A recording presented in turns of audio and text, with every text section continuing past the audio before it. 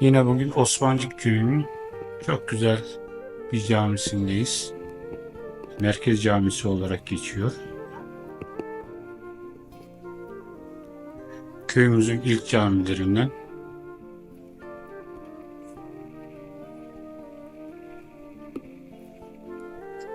Böyle el boyamaları çok güzel yapılmış.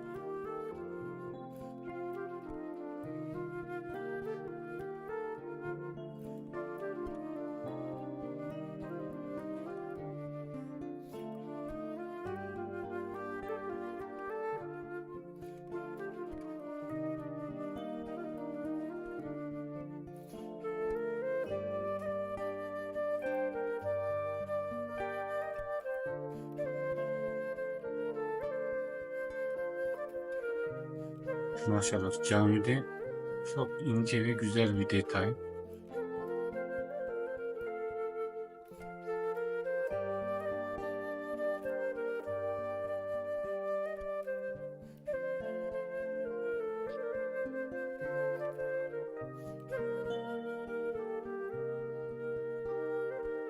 Sanırım kıymetli hocamızın kendi elleriyle baktığı bir çiçek. Bakımlı ve güzel. Cami değişik bir hava katmış.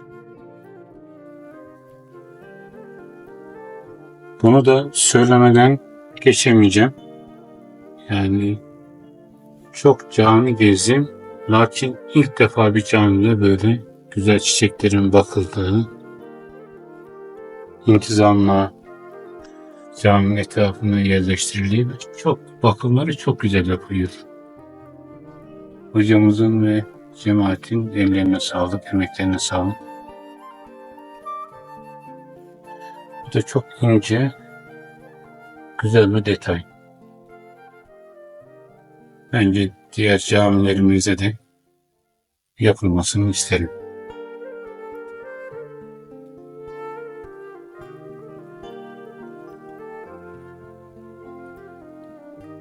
Bakın burada